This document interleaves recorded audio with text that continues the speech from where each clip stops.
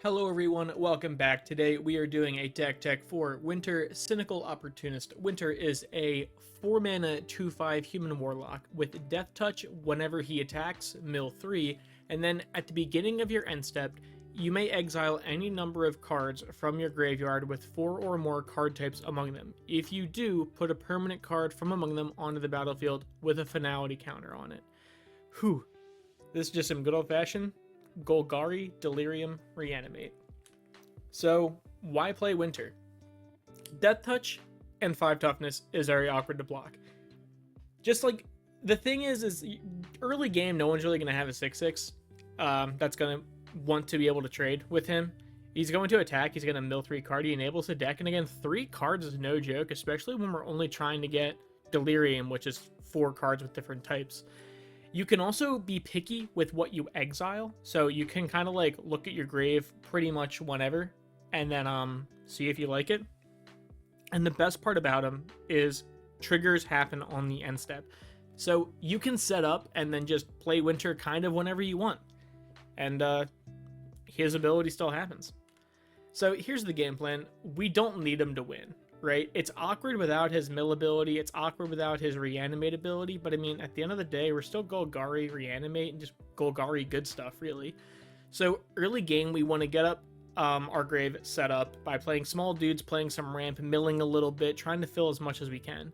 Mid game, we just want to play Winter and then reanimate the biggest, baddest thing we can. And then late game, we just want to keep reanimating our guys, beat down with big value effects, have other kind of punishing effects for, it'll be fun. You'll see. Deck stuff, it's like almost about $400 at the making of this video, which isn't too bad. I didn't go crazy with lands or really a ton of the cards in the deck. I really just wanted to showcase what Winter could do. So you can really change it. Again, this is just the bones of the deck. Get the cards you need from the link down below, and then as always, like, comment, and subscribe. So let's talk about battles. Since we are a Delirium deck, let's talk about Delirium for one quick minute. Delirium cares about different card types. That means it cares about creatures, enchantments, artifact, planeswalkers, instants, sorceries, battles, and then kindred, tribal. If a card's like tribal, say like Eldrazi Conscription or whatever that says tribal on it, that's what it cares about. We don't have any tribal stuff. So we have battles to make Delirium happen a bit easier. The Invasion of Fiora. When it enters the battlefield, it does the whole battle thing, right? When it enters, choose one, choose one or both. Destroy all non-legendary or all legendary creatures. So you can either be a hard board wipe, you can keep Winter alive, or you can just keep nothing alive. Either way, it kind of lets you pick and choose. And then when we flip it, Marchesa is actually pretty relevant for the deck because whenever she attacks, remove all counters from up to 1 target permanent. Winter puts finality counters on things he reanimates. We are now getting rid of those finality counters, so we can just do it over and over and over again. At the beginning of your upkeep, if you haven't been dealt damage since your last turn, draw a card and lose a life, which is basically just a little card advantage. A little cherry on top. We have the Invasion of Chandalar. Enters the battlefield, return up to 3 target permanent cards from our graveyard to our hand. Great, cool. Leyline Surge. At the beginning of your upkeep, you may put a permanent card from your hand onto the battlefield. It's good in a bunch of different ways, right? So Winter reanimates permanents. We can reanimate Invasion of Chandalar, but I feel like it's kind of silly to do so. It's not bad, right? If we just want to get stuff to our hand, it's in my head is why would we get 3 things from to our hand when we can get 1 thing to the field? Which seems way better to me. Leyline Surge is just like an extra benefit to being able to flip the invasions. The invasions aren't really in the deck to flip. I mean, they are and they aren't. They're there because they're battles and they make Delirium trigger. They also just happen to have good effects. But we don't necessarily want to reanimate them all the time. Finally, we have the Invasion of Zendikar. Searches our deck for 2 basic lands, put them on the battlefield tapped, shuffle, and then if we get rid of it, it turns into a Vigilance Haste 4/4 land that'll tap for any color, which is still pretty good.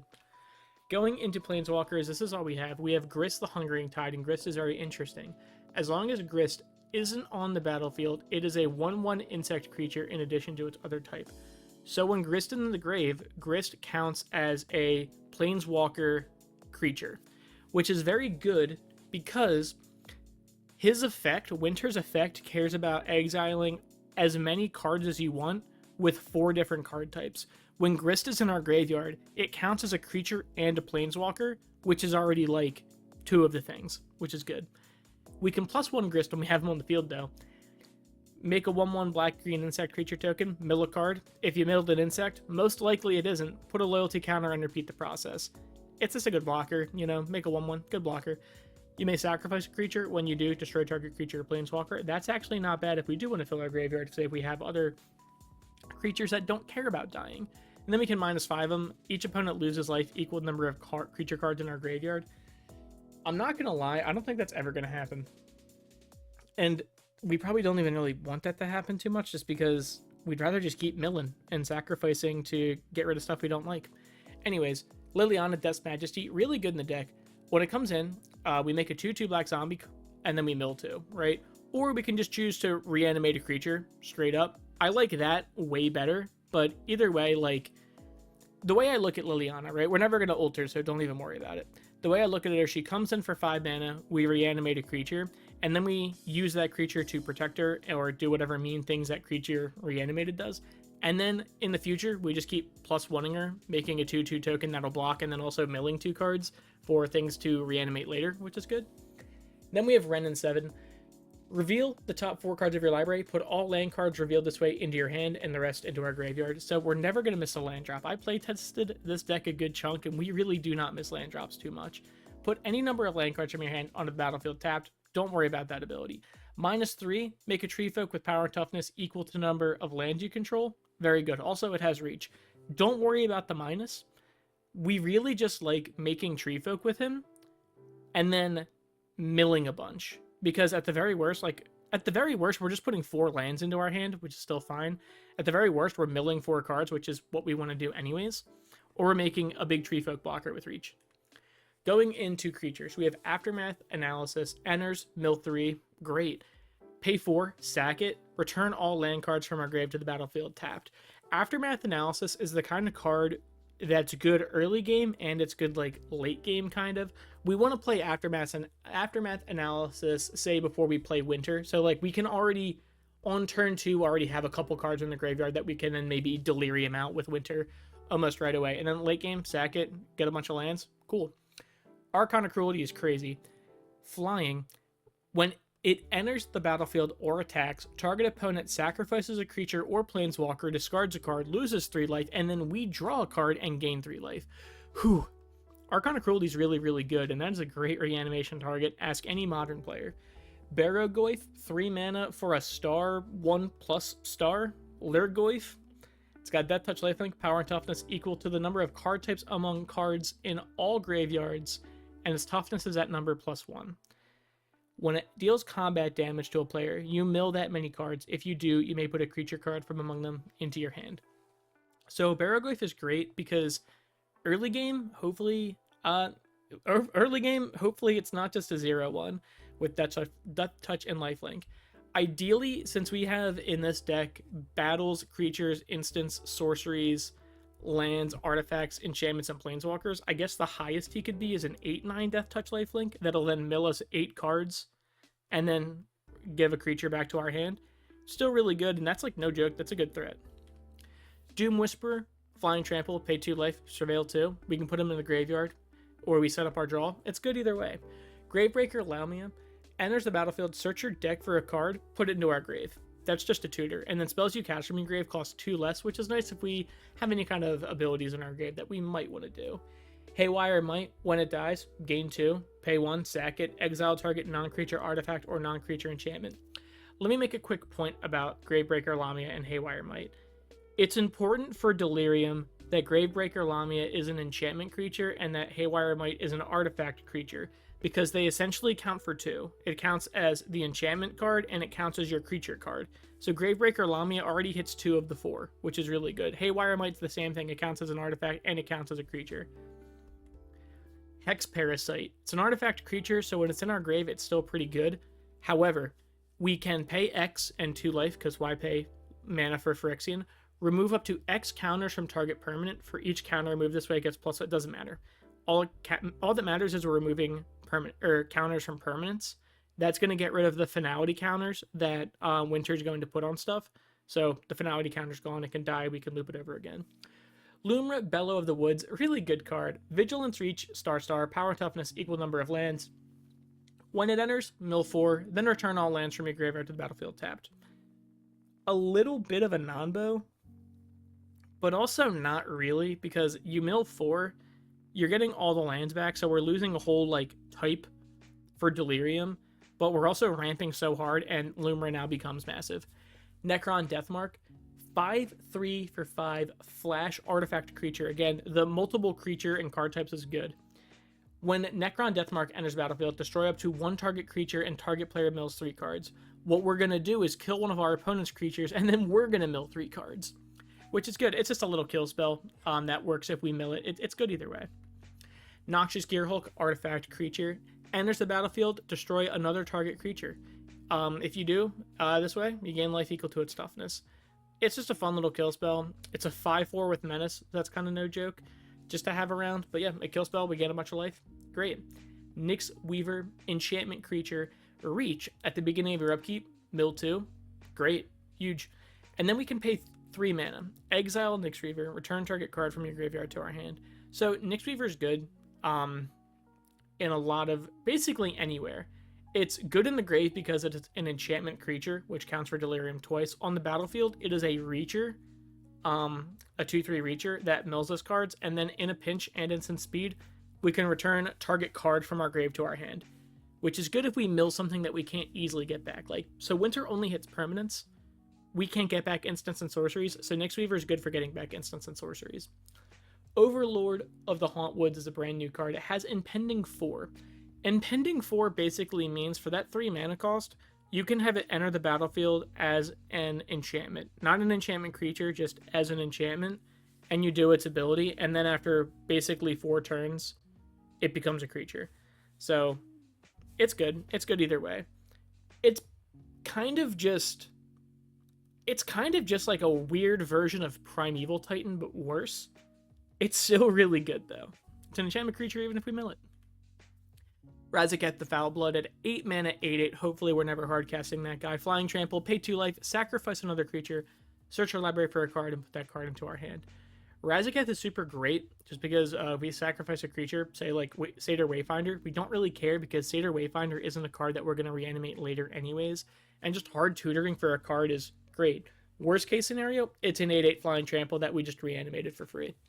Satyr Wayfinder, even though we're not going to reanimate it, he's still very good. When he enters, reveal the top 4 cards of your library. You may put a land card from among them into our hand and put the rest in our grave. So we don't miss a land drop. We mill a bunch. It's great either way. Shieldred Whispering One, 7 mana, 6/6 with Swamp Walk. At the beginning of your upkeep, return target creature card from your graveyard to the battlefield. Great. We love Reanimator. At the beginning of each opponent's upkeep, that player sacrifices a creature. Great. Our opponents hate sacrificing their own creatures. We have Solemn. He's good. He gives us a little bit of ramp. He's an artifact creature late, so we can exile him. And then when he dies, we draw a card. So that's like the cool thing about a lot of these creatures and like a lot of these cards is they're good when they're in the grave. They're good when they get milled because we can use Winter's Delirium ability. And they're good on the field. So they're just good. Stitcher Supplier's a really good turn 1 for us. Just enters or dies, mill 3. Great. That's what we love to hear. Sir Conrad the Grim is a pseudo win con for the deck. Whenever another creature dies, or a creature card is put into a graveyard from anywhere other than the battlefield, or a creature card leaves your graveyard, Sir Conrad deals 1 for each opponent, and then we can pay 2 mana to have each player mill a card. So Sir Conrad is good because we do a lot of self-milling, and he's going to hurt our opponents based on that. We also do a lot of reanimating, and he's going to help our opponents, hurt our opponents based on that. And it's also not just our grave, it's just whenever another creature dies or is put into a graveyard from anywhere, our opponents, he pings. He only pings also when we reanimate. So either way, he's just good. And then he enables himself. We have Timeless Witness. When it enters, return target card from your graveyard to your hand. Great. It's just a quick, easy Ewit. And then when it's in our graveyard, we can eternalize it for 7 mana, which essentially exiles it. It becomes a 4/4, and that's it. It just becomes a 4/4 and we exile it. We get the ability to happen again, which is nice.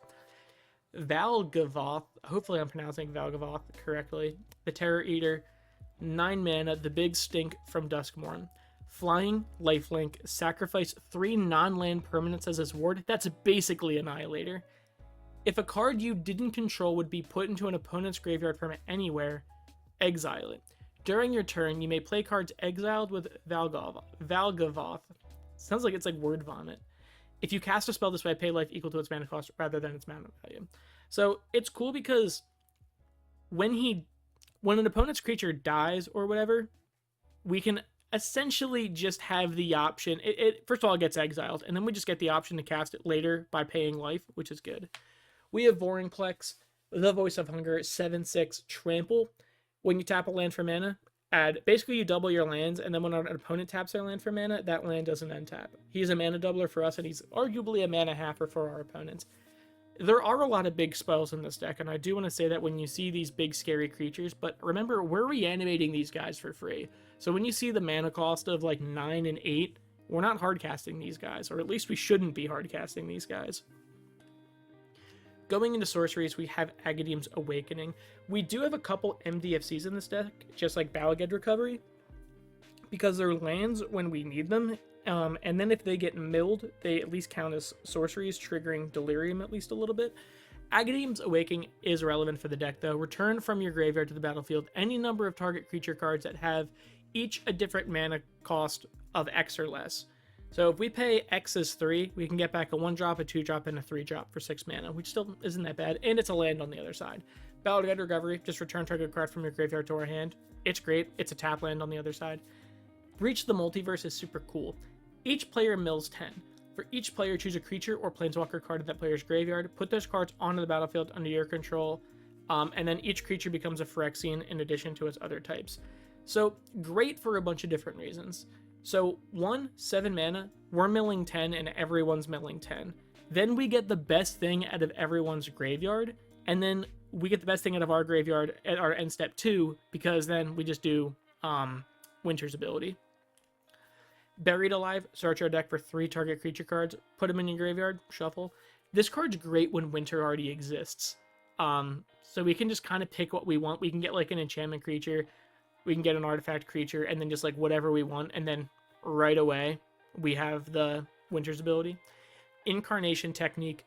I like the idea of demonstrating it because we don't really care if an opponent, because most likely an opponent's not on Reanimate, or they get like a Solemn or something that's not nearly as big as a deal of what we're getting. Mill 5 cards, then return a creature card from your graveyard to the battlefield for 5 mana. And then we're going to do it twice. So it's really milling 10 and then returning 2 creatures. Super, super good because we have a lot of big costed guys. And even if we hard whiff on both, we're at least guaranteed to get something with Winter on the end step. We have Living Death. Each player exiles all cards from his or her graveyard, then sacrifices all creature he or she controls, then put all cards he or she exiled this way onto the battlefield. Basically, you swap all the creatures. Everyone swaps all the creatures on their battlefield with all the creatures in their grave. And the cool thing is we probably have a bigger grave than our opponent, so we're gonna take the W on that one. We have Nature's Lore and 3 visits. They're basically the same thing. They just search for a forest. So we just a forest card put on the battlefield, untapped if we want, or if it enters tapped, doesn't matter. We can get a basic forest. That's fine. We can get the Mortuary Mire. No, that's not right. The Surveil one. We can get the Surveil one, enters tapped, fills our grave. Great, sets up our draw. Or we can just get like an Overgrown Tomb untapped, so we have both colors. Easy. It's good. Reanimate, put target creature card from a graveyard onto the battlefield under your control. You lose life equal to its mana value. 1 mana, get the best creature in any graveyard, which is probably going to be our graveyard. We can lose a bunch of life, who cares?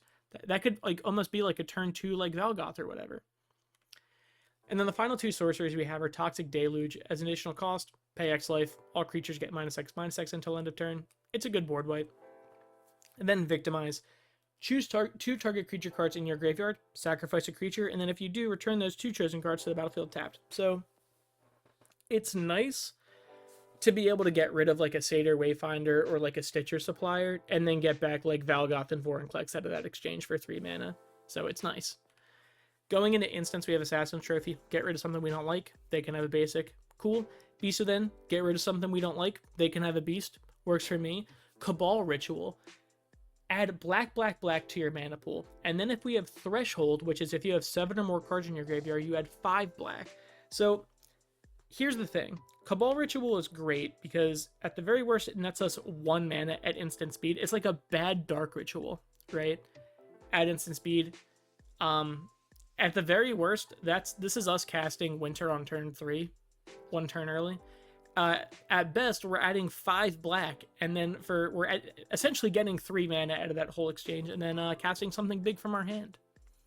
Dark Ritual, ideally, we can play Winter turn 2 if we want. If not, we can play our bigger costed cards.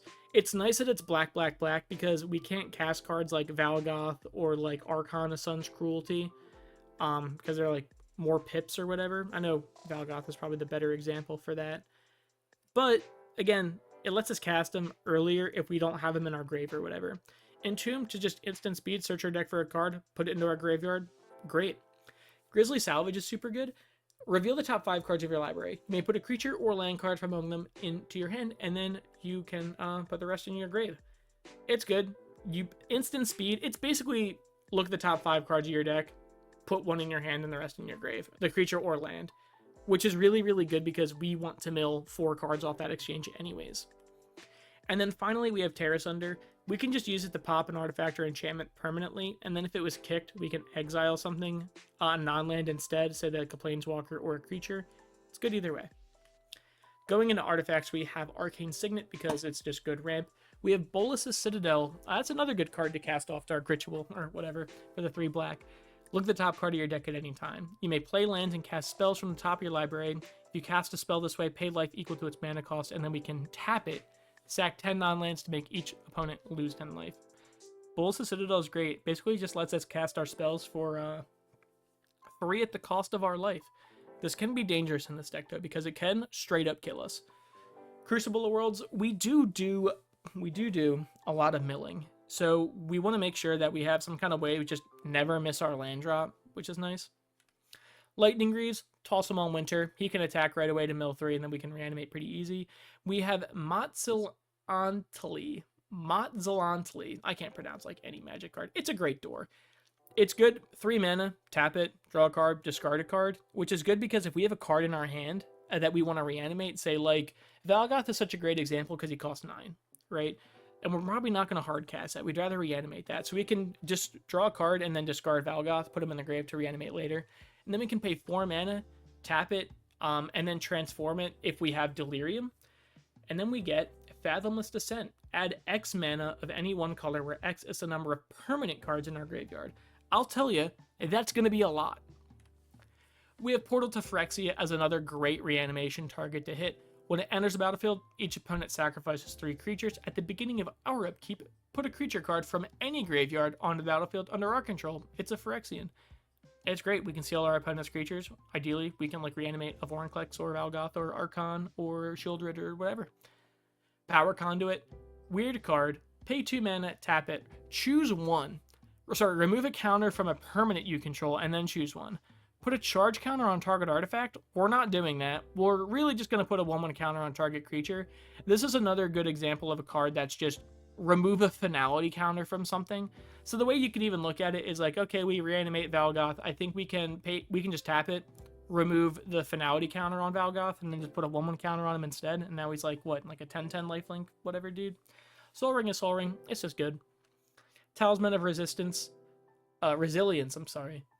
It's good. It's ramp, taps our mana, or colors, whatever we need. Wondrous Crucible, another big hitter artifact to reanimate, giving our permanents Ward 2, which is kind of hexproof. At the beginning of your end step, mill 2 cards, then exile a non-land card at random from your graveyard. Copy it, and you may cast the copy without paying its mana cost. So it's just kind of free. It's a little bit random, but it does mill us, and then it is like we just get a free card, which is pretty cool. Going into our enchantments, we have Animate Dead. You don't have to really worry about all that. It's just enchant creature in a graveyard. It comes to our field, gets -1/-0, and then if Animate Dead goes anywhere, we just lose the creature. This is Nora. Cemetery Tampering has Hideaway 5. At the beginning of your upkeep, you may mill 3 cards. I'll tell you, we probably want to. Then, if there are 20 or more cards in your graveyard, you may play the exiled card without paying its mana cost. So we look at the top 5 cards of our deck, take the best one, and then once we have 20 cards, we play it for free. Deadbridge Chant has been an all-star in every deck, every time I've playtested this deck. It enters, you mill 10. That's like nuts. Like that is almost guaranteed double Delerium. At the beginning of your upkeep, choose a card at random in your graveyard. If it's a creature, reanimate it, otherwise put it in your hand. It's really good. It's just good. At the very worst, we're milling 10, and then it's like we just get double Delerium, probably. And then we're just either getting things back for free, reanimating for free, or we're just getting it back to our hand, which is still fine either way. We have Necromancy. Okay, Necromancy is a wall of text, but basically it's Animate Dead with Flash, and if you flash it out, you have to sacrifice it at the next end step. It's pretty much that. It's just like an Animate Dead with Flash, and if you flash it out, you get rid of it at the end step. If you play it during your turn, it sticks around just like Animate Dead would, and there's no -1/-0. Big walls of text. Out of the Tombs, great card. At the beginning of your upkeep, put 2 Eon counters on Out of the Tomb, then mill cards equal to the number of Eon counters on it. If you would draw a card while your library has no cards in it, instead return a creature card from your graveyard to the battlefield. If we can't, we lose the game. Don't worry about that part. We're probably not going to get there. Probably not going to get there. It's really good just guys at the beginning of our upkeep, put 2 counters on it, and then mill 2. So we play it for 3. We go to our next turn, turn 4, mill 2, then we mill 4, then we mill 6, then we mill 8. So if we're not like winning by the time we're milling 10, something's gone terribly wrong. We have Ripples of Undeath at the beginning of your pre-combat main phase, mill 3, which is already really good. Then you may pay 1 and 3 life. If you do, put a card from among those cards into our hand. So this is nice, right? Because at the very worst, we're just milling 3, and we want to do that anyways. Then we have the option to pay 3 life and pay 1 mana to just choose one of those cards that we did mill and then put it into our hand. Say we need ramp or whatever. We can get a sorcery, like a Farseek or a 3 visits or whatever. Great. We have Sandworm Convergence is probably one of the top ends, along with Virtue of Persistence, as our enchantment reanimation. Creatures with flying can't attack you or planeswalkers you control. That's just most creatures. At the beginning of our end step, make a 5/5 worm. Fun. Very fun. Virtue of Persistence, we can do it as a sorcery real quick. Give a creature -3/-3. You gain 2 life. And then when we hardcast it as the enchantment, at the beginning of your upkeep, put target creature card from your graveyard onto the battlefield under your control. So if we mill it, it's an enchantment. It does not count as a sorcery because the main type is the enchantment. It's just kind of like a side ability. But yeah, get rid of some of the enchantment creatures we have in our graveyard, and then we reanimate this bad boy. Going into lands, we have Command Tower. We also have Dark Moss Bridge because it counts as an artifact and a land when it gets milled, which is good. We have Deathcap Blade because it's almost always going to enter untapped. We have Dryad Arbor because it counts as a land and a creature from when we do mill. We have Fabled Passage. Honestly, Fabled Passage is nice just because it fills our grave a little bit early. Like, even if we play Fabled Passage on turn 1 and we crack it for a base, like a tapped basic, like, we still got 1 card in our graveyard and we're already a fourth of the way to Delerium, so it's pretty good. Llanowar Waste because it's just going to tap for any color. Nesting Grounds, we can pay 1 to move a counter from target permanent you control onto another permanent, which is really just honestly just move a finality counter onto like a basic land. Like, if that land's going to get exiled if it gets blown up. Sorry. Like, it's no big deal. It's just a way to get rid of finality counters at sorcery speed. Overgrown Tomb, it's fetchable. It's good. Shifting Woodland, we probably have a forest, and so it'll enter untapped. Then if we have Delerium, we can pay 4 mana to have it become a copy of target permanent in our graveyard until end of turn. And again, we can only do it if we have Delerium. So again, it's really good if we're just like, we can like win the game or whatever. We have like an Archon of Sun's Cruelty. Archon of Sun's Cruelty. Archon of Cruelty. I'm thinking of Sun's Grace. Whatever. But yeah, we can just pay 4 mana, have it be a copy of Archon of Cruelty, attack, do the Archon of Cruelty attack stuff. Still pretty good. We have Takenuma. We can mill cards, mill 3 in a pinch. We can do it for less than 4 mana, ideally, if we have Winter. But yeah, it's just a good way to help fuel Delerium. We have Tree of Tales as an artifact land, so it counts as both. Underground Mortuary. we can fetch it, enters battlefield tapped, and when it enters, surveil 1, which is either, you know, leave it on top or mill it, which is great. Either way.